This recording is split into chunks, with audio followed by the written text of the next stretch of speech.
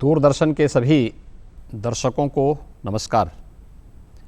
उत्तर प्रदेश के मेरे सम्मानित मतदाता भाइयों और बहनों, आप सभी अवगत हैं कि 14 फरवरी को 9 जनपदों की 55 विधानसभा सीटों पर दूसरे चरण का मतदान होना है।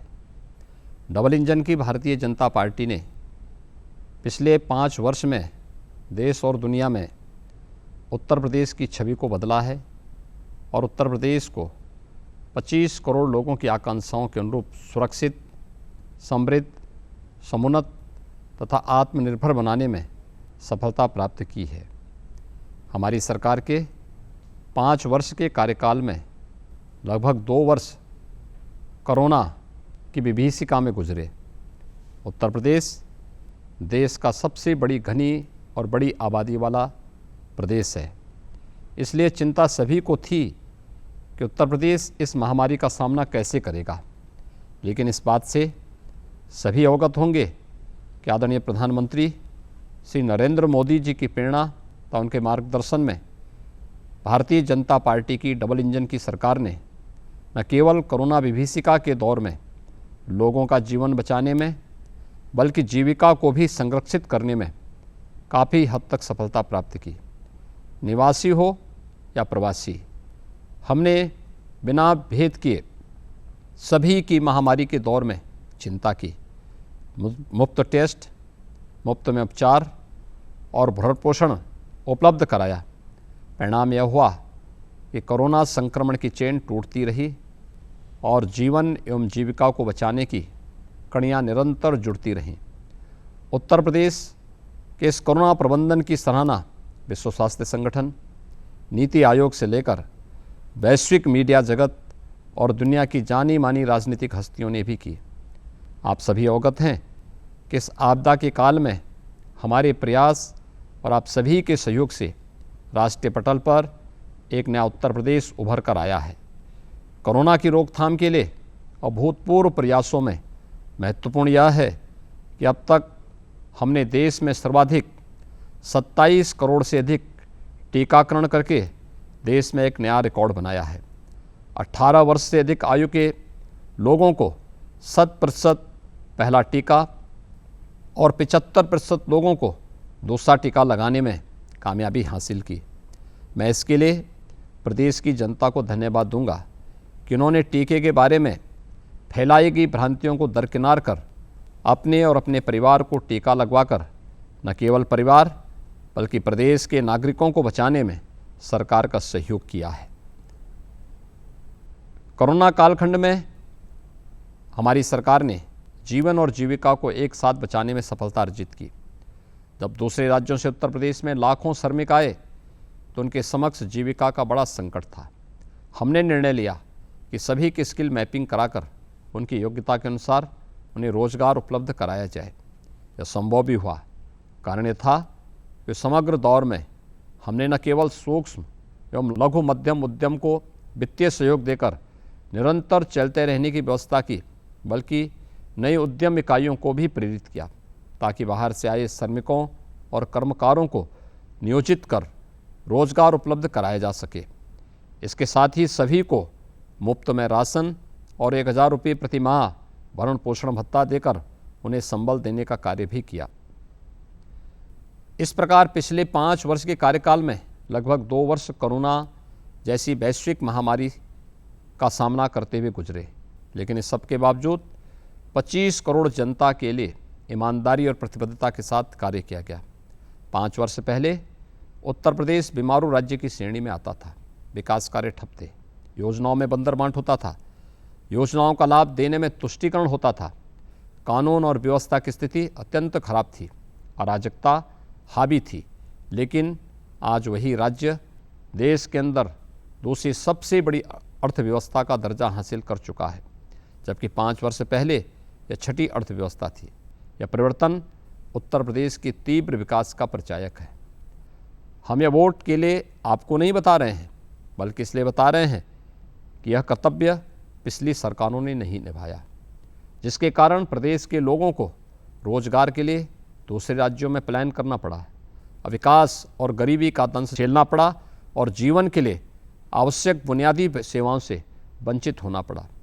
पिछले 5 वर्ष में डबल इंजन की भारतीय जनता पार्टी सरकार ने प्रदेश में विकास और खुशहाली की एक नई पटकथा लिखी है, जिसके फलस्वरूप प्रदेश के लोग, विशेषकर युवा, माताएं और बहनें, बेटियां गर्व का अनुभव कर रही हैं।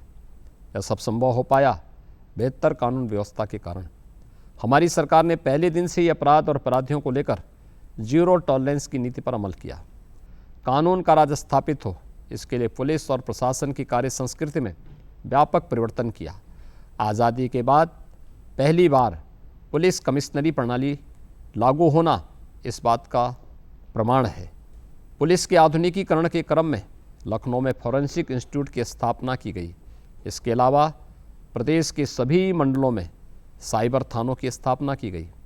भ्रष्टाचार को रोकने के लिए एंटी करप्शन यूनिट को सक्रिय किया गया और अब तक इसे मंडल स्तर पर भी स्थापित किया जा चुका है।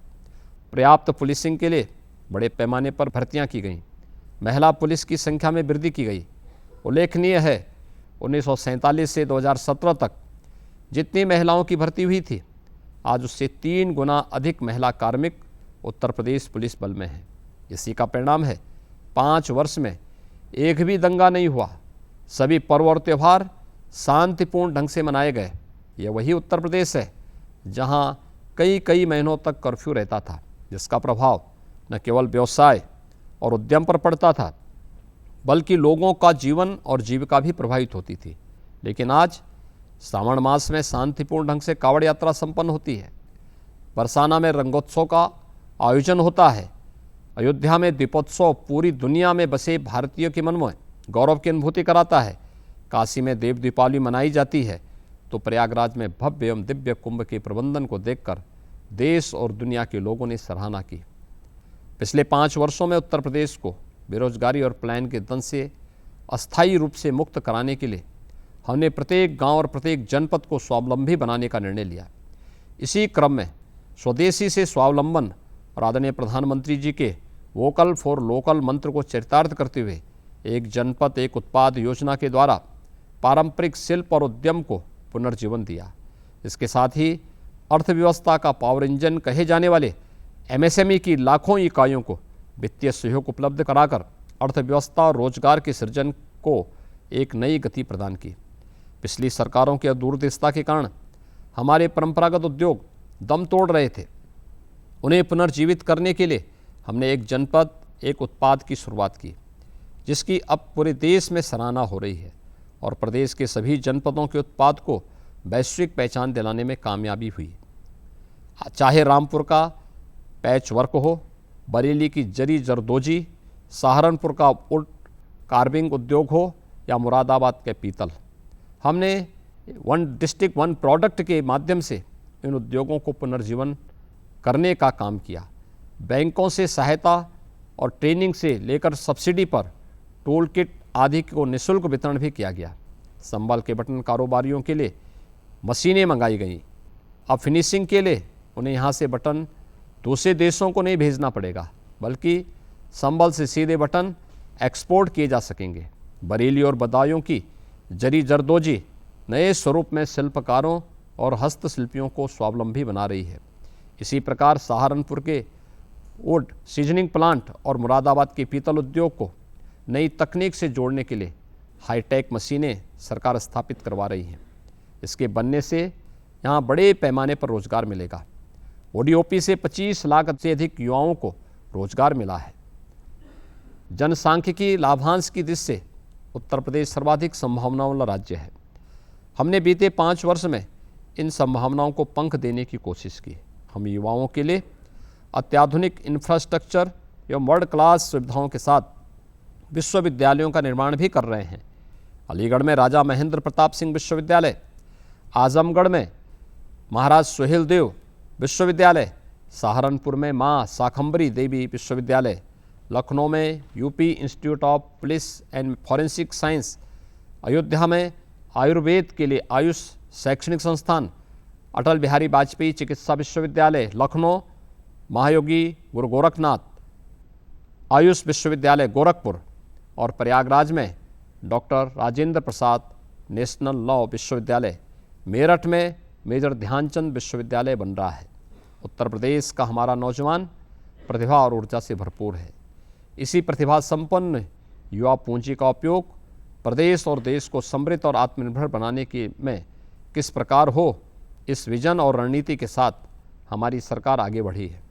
इस दिश से हमारी सरकार वर्तमान में 1 करोड़ युवाओं को टैबलेट अथवा स्मार्टफोन उपलब्ध करा रही है और मुख्यमंत्री अभ्युदय योजना के माध्यम से उन्हें प्रतियोगी परीक्षाओं के लिए सफलता के लिए एक नया मंच दे रही है।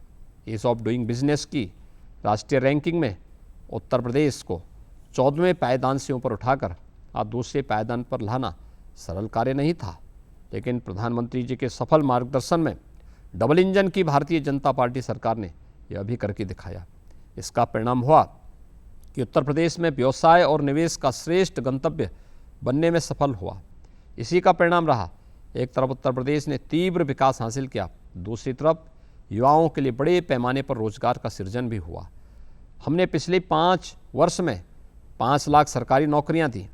प्रदेश के अंदर परंपरागत उद्यम को बढ़ावा देने की नीति का परिणाम रहा कि 1 करोड़ 61 लाख से अधिक नौजवानों को रोजगार और नौकरी मिली।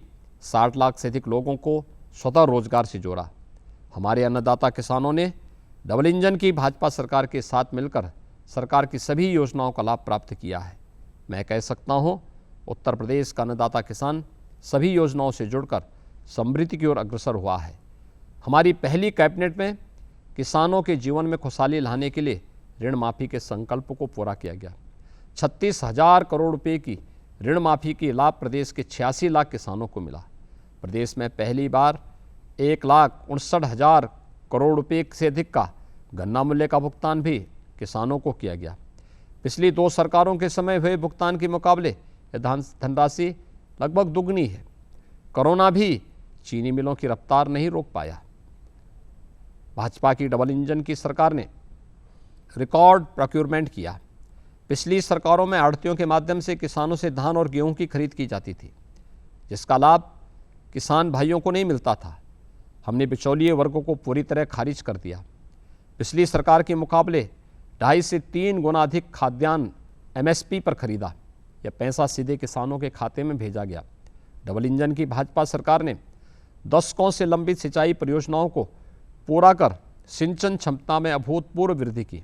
चाहे अर्जुन सहायक परियोजना हो, बाण सागर परियोजना हो, सरयू नहर राष्ट्रीय परियोजना हो, बंडई बांध परियोजना हो, रसिन बांध परियोजना हो या लहचूरा बांध परियोजना, इससे करीब 22 लाख हेक्टेयर अतिरिक्त सिंचन क्षमता प्रदेश में सृजित हुई। पिछली सरकारों में समाजवादी पेंशन के नाम पर बंदर बांट होती थी। हमने उसमें सुधार कर 1 करोड़ वृद्धजनों, निराश्रित महिलाओं, दिव्यांगजनों को 12,000 रुपये सालाना पेंशन देकर उनके जीवन में उत्साह भरने का एक प्रयास किया है। प्रधानमंत्री स्वनिधि योजना के तहत पटरी व्यवसायियों, श्रमिकों, कुलियों, पल्लेदारों, रिक्शा चालकों, ई रिक्शा चालकों को 10,000 रुपये एक मुश्त ब्याज रहित ऋण देकर उन्हें अपने व्यवसाय के लिए आत्मिक संबल और नई ऊर्जा प्रदान की। संगठित और असंगठित श्रमिकों के बच्चों के लिए प्रत्येक मंडल मुख्यालय में अटल आवासीय विद्यालयों की स्थापना करने का निर्णय लिया गया, ताकि उन्हें आधुनिक शिक्षा देकर कौशल विकास में उन्हें पारंगत किया जाए। उनके कन्याओं के विवाह के लिए भी आर्थिक सहायता योजना शुरू की। कोरोना कालखंड में सभी श्रमिकों को भरण पोषण भत्ता देकर सामाजिक सुरक्षा सुनिश्चित कराई गई और सभी को 5 लाख रुपये का बीमा कवर भी प्रदान कर भविष्य की चिंता से मुक्त करने का कार्य हमारी सरकार ने किया है। यह सर्वमान्य तथ्य है, उत्तर प्रदेश में विकास की सीमित संभावनाएं हैं। आवश्यकता तो थी कि इन संभावनाओं को साफ नियत और बेहतर नीतियों के माध्यम से क्रियान्वित किया जाए। इस विषय पर पिछली सरकारों ने सोचा ही नहीं, लेकिन हमें यह पता था कि इंफ्रास्ट्रक्चर किसी भी अर्थव्यवस्था का ग्रोथ इंजन होता है। इसके बिना आर्थिक विकास ना ही तीव्र और धारणीय हो सकता है और न ही प्रतिस्पर्धी। इस तथ्य को ध्यान में रखते हुए हमने बीते 5 वर्षों में प्रदेश में विश्व स्तरीय इंफ्रास्ट्रक्चर स्थापित करने के सामने बड़े पैमाने पर कार्य किए हैं। डबल इंजन की भारतीय जनता पार्टी सरकार ने सड़कों के कायाकल्प को लेकर व्यापक स्तर पर कार्य किया है। गांव की गलियों से लेकर ब्लॉक मुख्यालय, जिला मुख्यालय, इंटर स्टेट कनेक्टिविटी को सड़कों के संजाल से पूरी तरह जोड़ा है। 70 सालों में केवल डेल एक्सप्रेसवे बने थे, हम 7 एक्सप्रेसवे पे कार्य कर रहे हैं, जो कि हाईवेज और एक्सप्रेसवेज के किनारे औद्योगिक गलियारे भी बनाए जा रहे हैं। ये गलियारे तीव्र, संतुलित और समावेशी विकास के साथ साथ रोजगार के अपार संभावनाओं को गति देंगे। इसके लिए जमीनें भी चिन्हित की गई हैं। पश्चिमी यूपी के लोगों की दशकों पुरानी मांग को डबल इंजन की सरकार ने पूरा किया। दिल्ली मेरठ एक्सप्रेसवे इसका उदाहरण है। इसके साथ ही 594 किलोमीटर लंबे गंगा एक्सप्रेसवे का शिलान्यास दिसंबर 2021 में आदरणीय प्रधानमंत्री जी के द्वारा संपन्न किया जा चुका है। यह एक्सप्रेसवे न केवल पूरब और पश्चिम की दूरी को कम करेगा, बल्कि दोनों क्षेत्रों के दिलों को जोड़ने का कार्य भी करेगा। इसका लाभ संबल, बदायूं, हरदोई, शाहजहांपुर और प्रदेश के 12 जनपदों को सीधे प्राप्त होगा। इसके अतिरिक्त Lucknow Kanpur expressway, Bundelkhand expressway, Gorakhpur link expressway, Ballia link expressway, Purvanchal expressway, Delhi Dehradun expressway का निर्माण किया जा रहा है। इसका लाभ सभी प्रदेशवासियों को मिलेगा। प्रदेश के हर मंडल मुख्यालय को हवाई सेवाओं से जोड़ने के लिए भी तीव्र गति से काम हो रहा है। अभी 9 एयरपोर्ट संचालित हैं, 13 अन्य एयरपोर्ट पर कार्य चल रहा है। आने वाले समय में मेरठ और सहारनपुर में भी अपना एयरपोर्ट होगा। बहुप्रतीक्षित कुशीनगर अंतर्राष्ट्रीय हवाई अड्डे का संचालन शुरू हो गया है। जेवर और अयोध्या में अंतर्राष्ट्रीय हवाई अड्डे का निर्माण कार्य भी तेजी से चल रहा है। आने वाले समय में जेवर एयरपोर्ट एनसीआर और वेस्ट यूपी की नई उड़ान देने वाला होगा। हमारा ध्येय पथ केवल चुनावी राजनीति का नहीं, बल्कि 25 करोड़ प्रदेशवासियों की जिंदगियों को खुशहाल बनाने का भी है, उन्हें सुरक्षित करने का है और अपनी माताओं, बहनों, बेटियों और युवाओं को बेहतर शिक्षा और रोजगार देकर आत्मगौरव की अनुभूति कराने का भी है। सांस्कृतिक राष्ट्रवाद के कर्तव्य पथ को समृद्ध करने का है और अन्नदाता किसानों के जीवन में समृद्धि लाने का भी है। अंतिम पायदान पर खड़े व्यक्ति तक शासन की सुविधाओं को पहुंचाकर उसकी आंखों में आत्मविश्वास की खुशी देखने का है। हमने आदरणीय प्रधानमंत्री जी के रिफॉर्म, परफॉर्म और ट्रांसफॉर्म के मूल मंत्र पर चलते हुए ऐसा करने में सफलता प्राप्त की है। आज उत्तर प्रदेश सुरक्षित, खुशहाल और विकसित बनता हुआ दिखाई देता है। अब यह आपका दायित्व है कि तरक्की की खुशहाली पर बढ़ते हुए इस उत्तर प्रदेश की गति को थमने न दें। और यह सिर्फ आपके एक वोट, आपके सहयोग और आपके आशीर्वाद से संभव है। आपका प्रत्येक वोट भयमुक्त, सुरक्षित और विकसित जीवन की गारंटी बने, यह आपको ध्यान रखना है। आप मतदाता बंधुओं से विनम्र अपील है, आप विधानसभा चुनाव में भारतीय जनता पार्टी के चुनाव चिन्ह कमल का फूल का बटन दबाकर प्रदेश की बेहतरी के लिए एक बार फिर से उत्तर प्रदेश में भारतीय जनता पार्टी की सरकार बनाने में अपना सहयोग प्रदान करें। आप सभी को नमस्कार।